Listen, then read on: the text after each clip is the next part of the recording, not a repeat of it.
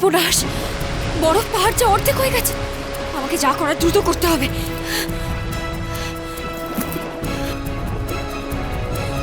উদয়মানবদের মহারানী, আমি অমৃতনগরীর যুবরানী কিরণমালা আপনাকে প্রণাম জানাচ্ছি। অমৃতনগরীর যুবরানী? আমি বিচিত্রপুরের মহারানী কমলাফুলি। তুমি দানবী নও? না না, আমি দানবী নই, আমি মানবী। আপনাদের সাথে আমার একটাই তফাৎ, আমার আকারের। তুমি এই বিচিত্রপুরে কেন প্রবেশ করেছো?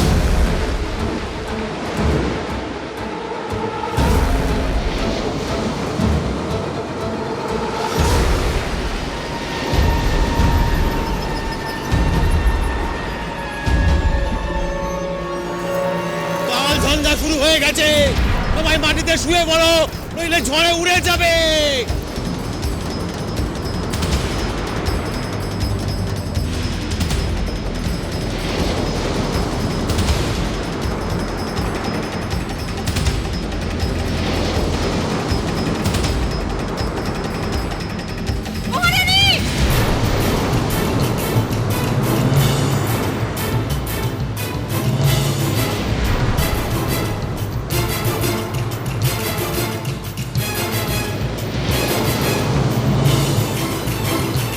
মহারানী, ভয়ের কোনো কারণ নেই।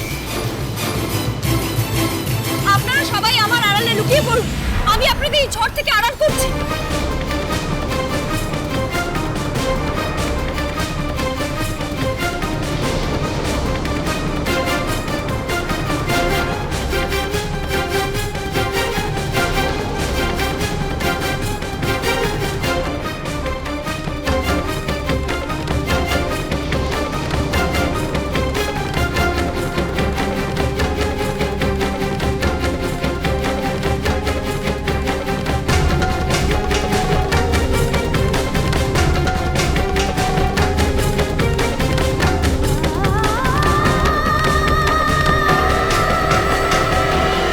ধন্যবাদ, ধন্যবাদ যুবরানী কিরণমালা।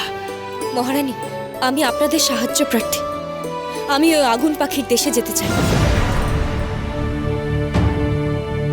আপনারা দয়া করে আমাকে সেই দেশের সন্ধান দিতে পারেন? কি সর্বনাশ! তুমি আগুন পাখির দেশে কেন যেতে চাইছো? আমার স্বামীর বড় বিপদ।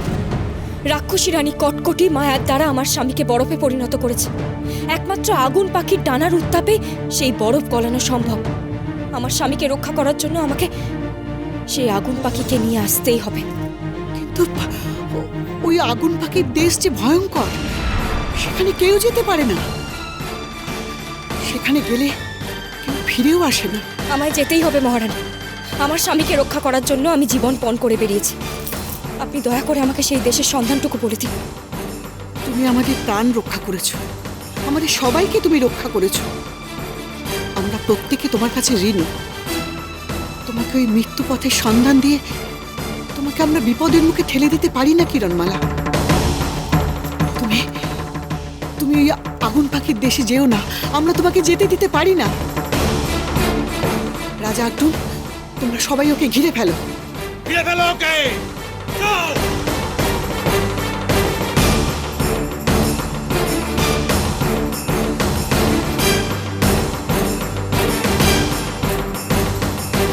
কি, এরা আমাকে যেতে বাধা দিলে আমি যাবো কি করে? কুমারকে বাঁচাবো কি করে? বাবা, আপনি আদি রাক্ষসকে আহ্বান জানান বাবা। ঠিক আছে কটকটি।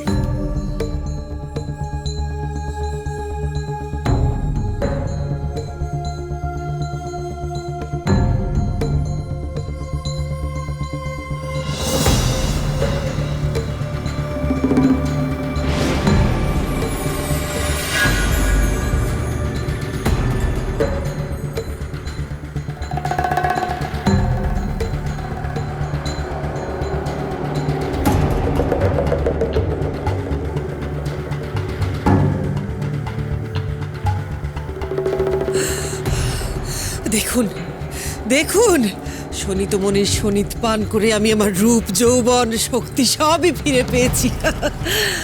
এবার শুধু আপনি আমাকে পথ দেখান। আমাকে বলে দিন কি করে, কি উপায় আটকাবো আমি কিরণমালাকে। মূর্খ কটকটি!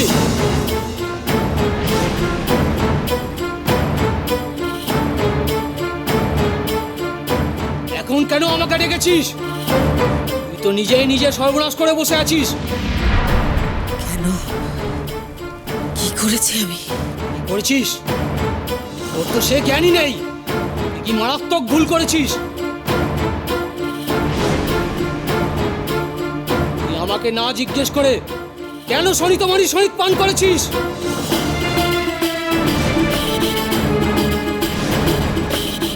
কিন্তু তাতে তো ভালোই হয়েছে। আমি আমার পূর্ণ শক্তি ফিরে পেয়েছি।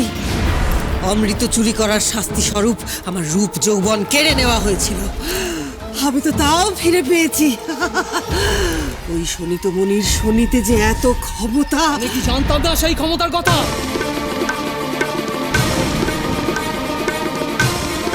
তাহলে কেন সনিতমণি শনিত ব্যবহারের কথা তোকে আমি একবারও বলিনি?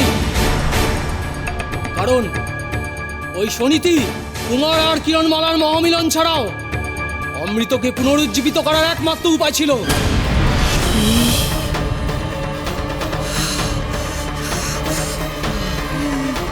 না না না না, এই আপনি কি বলছেন? আর তুই কি না সনিতমণি শনিতকে নষ্ট করলি নিজের ক্ষুদ্র স্বার্থে ব্যবহার করে?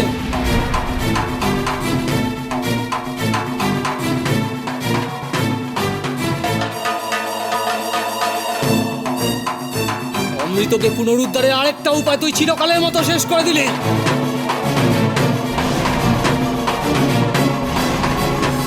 না! আগে আগে আমাকে এ কথা কেন বলেননি? সব ব্যাপারেই আমার পরামর্শ নিস, আর এই ব্যাপারেই আমার পরামর্শ ছাড়াই এত বড় একটা সিদ্ধান্ত নিয়ে ফেললি, সেটা আমি জানবো কি করে? উচিত শাস্তি আছে তোর।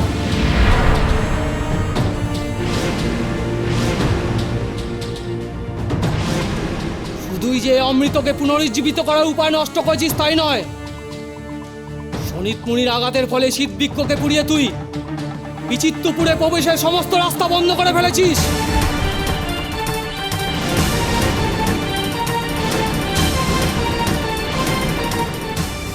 না না না, এ হতে পারে না। কোনো উপায়, কোনো না কোনো উপায় নিশ্চয়ই আছে যাতে আমি ওই বিচিত্রপুরে পৌঁছতে পারি। না, তুই বিচিত্রপুরে প্রবেশ করতে পারবি না। নে এবার বোঝ, যেমন কর্ম তেমনি ফল।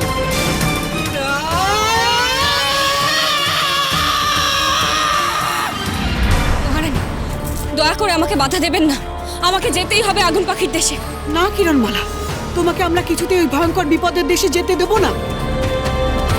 আমি যে আমার স্বামীকে রক্ষা করার সংকল্প করে বেরিয়েছি, আপনারা একান্তই যদি আমাকে আগুন পাখির দেশের সন্ধান না দেন, তাহলে আমায় নিজেকেই খুঁজে নিতে হবে সেই পথের সন্ধান। আমাকে যে আমার স্বামীকে রক্ষা করতেই হবে মহারানী। হুঁশিয়ার! হুঁশিয়ার! বাগডুম রাজা সৈন্য নিয়ে আমাদের আক্রমণ করতে আসছে।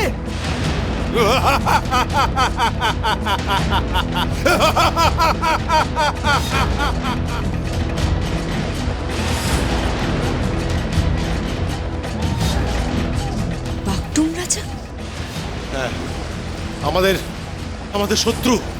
প্রত্যেক বছর প্রথম কালঝঞ্ঝার পরে ওরা আমাদের আক্রমণ করে। ওদের বিশেষ ক্ষমতা আছে, ওদের এই ক্ষমতায় আমরা পেরে উঠি না। তাই তাই ওদের এই আক্রমণে আমার অনেক প্রজা প্রাণ হারায়।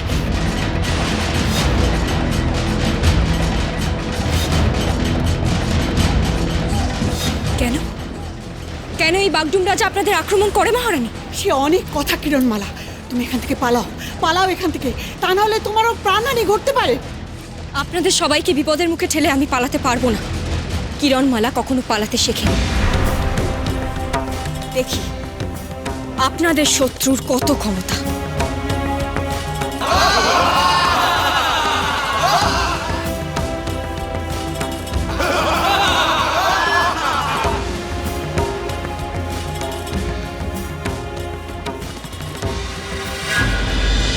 Oh